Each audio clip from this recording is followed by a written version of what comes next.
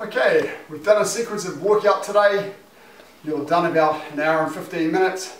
This last 15 minutes is stretching, so we're going to work on that together. The standard stretching routine we use in class all the time. One of the advantages of doing this at home is you'll be able to spend a little bit longer holding each stretch. So you want to do each stretch for at least 20 seconds. I won't do it that long now. I'll go through a little bit more quickly so that you can watch the video and then get on and do it yourself. From here, sitting down, left leg straight out in front, your right leg comes over the top, and you're twisting towards that bent knee. Grab it with your opposite arm. So this is my, if I'm mirroring you, my right knee, left arm. When you're stretching, you want to get in the habit of getting a nice posture. So I'm sitting nice and tall and maintaining good breathing. So slowly breathe in and slowly breathe out. Each time you breathe out, you go a little bit more deeply into the stretch. What we're stretching here is the outside of the leg and also the lower back. It's good to stretch off your lower back before you do your hamstrings. Now, of course, you want to hold that for at least 20 seconds. Some days it's worthwhile just doing a stretch routine after you warm up and holding it for 60 seconds. Use a timer. So now my right leg straight out, my left leg's bent over the top. My right hand is twisting around past my knee. My left hand is turning my body. Sit nice and tall, breathe deeply.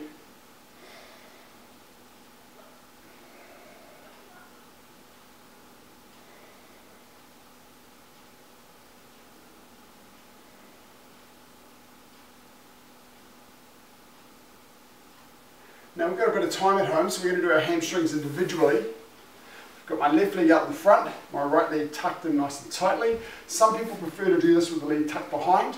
Personally, I find that quite uncomfortable to sit. You might find it more comfortable on a softer floor. Either of those is fine. The problem with doing one leg at a time is that you can open your hips out and it can give you a kind of a false sense of your stretch. So try and keep your hips as straight as you can. Reach up nice and tall, and then lay your body forward as if you're trying to get your nose onto your big toe. I get my tummy down onto my leg, not my head.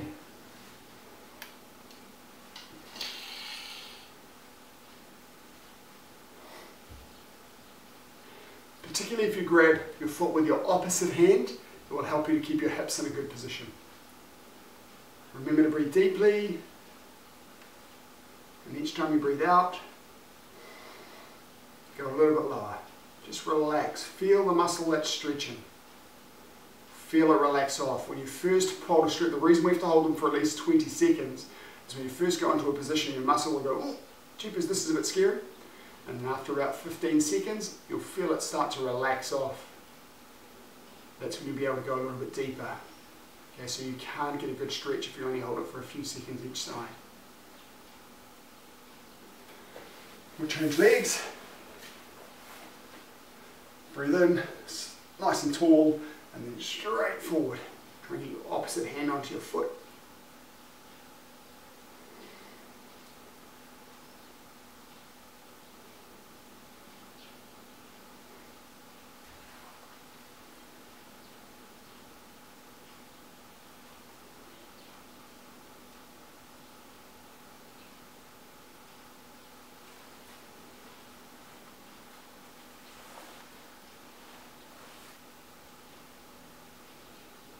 After you've done each leg individually, because we're at home and we've got a bit more time, put both feet out of shoulders apart, sit nice and tall, and then come forwards. You'll feel, having done the individual legs, that you get a little bit lower than you usually do when we do this one by itself in class.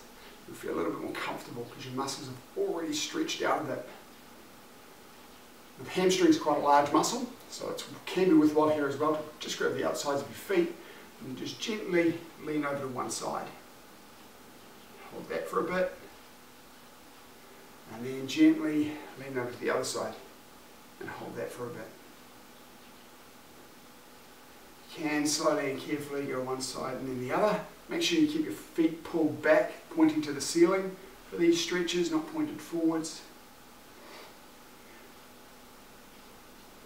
Notice we're not bouncing here, this is a controlled stretch. Bouncing can create little tears in your muscles, which are not good for you. From here, pull our heels in, feet together as close as you can to your bottom. Open your feet out this way and push down with your elbows onto your thighs. Try and again, keep your torso elongated. You might want to lean forwards a bit, but we're not trying to get our head down to our feet here. We're trying to lean forward and get our tummy button down onto our feet.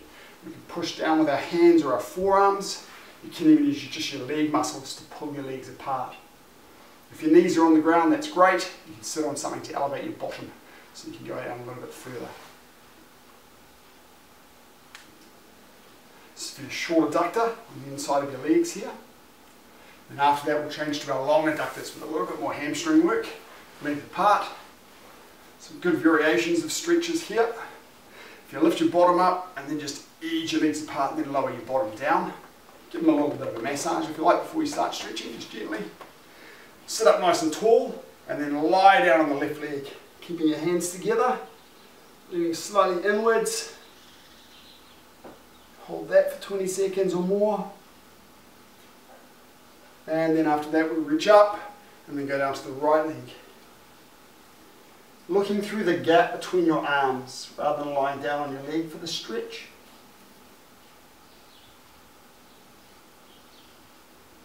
Trying to lean forward slightly when you're doing it. The next variation, you can hold your hands out to the side, twist your body, and put your opposite hand to your foot and the other hand up your back. Turning. This is a bit more flat down onto your leg.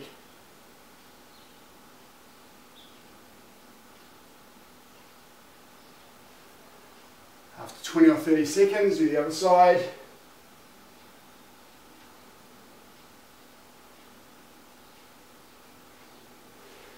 Then open your legs a little bit wider. I'm just going to lift my bottom off the ground and push my legs apart. Sit nice and tall, breathe in, and then lean down to the center. Keep your head forward, again try to get your tummy button down onto the ground, not your head. If you reach forwards with your hands, that could be a nice way to get a nice stretch here.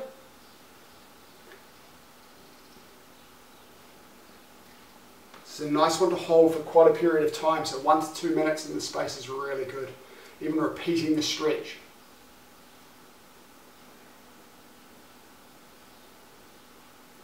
So I can come up, go a little wider, and then come down to the center again.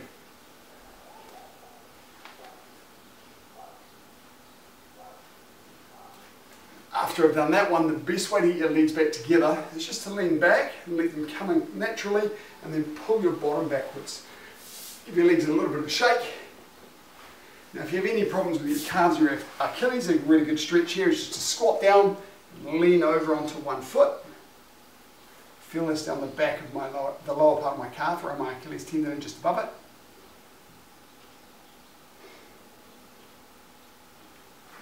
And then the other side. Again, we're holding all of these stretches for 20 or 30 seconds. And if you're really keen, you hold them up to a minute. But that'll take you about an hour to do the entire routine. Now from here, if I put my hands on the ground, gently stand up. I'm going to turn sideways so you can see this. Straighten my one leg out, push my heel into the floor, stretch the higher part of my calf, and then if I change feet, stretch the other one. Lower my body down a little bit if I need to get a better stretch. You can do this against a wall as well. If you've done some sparring drills, you find that your calves might be a little bit tight from bouncing on the balls of your feet.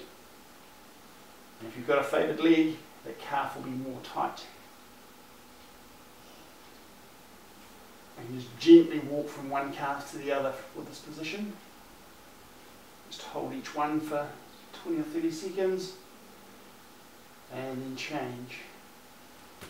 Now standing up, we're going to do our quadricepses and our iliopsoas. So quadricepses first. At home you might want to hold the chair. We use our invisible chairs in class. You might have a real chair close by at home. From here, hold your ankle rather than your foot. Try and keep your knees together and push your hips forwards. I try and pull my toes towards my knee as well. And you'll find you get a good stretch down the front of your quadriceps. Holding my invisible chair for balance. You bend your other knee a little bit to help you get balance as well. and concentrate on a spot on the floor. And then if we change legs, again holding each stretch for 20 or 30 seconds, elongating it, contracting that ankle, pulling the toes towards the knee, keep your knees together, push your hips forwards, hold your invisible chair.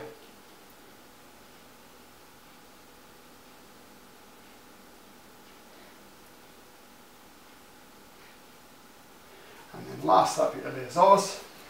Big lunge forward, the back heel comes off the floor for this. And then I extend my opposite hand up nice and high. Can be good for the shoulders to stretch both of them up nice and high, but I want to feel a stretch down the outside here, and in particular, down the inside of that back leg. Don't put your hands onto your thigh here because it takes the stretch away. Just lower yourself down this way and stretch up.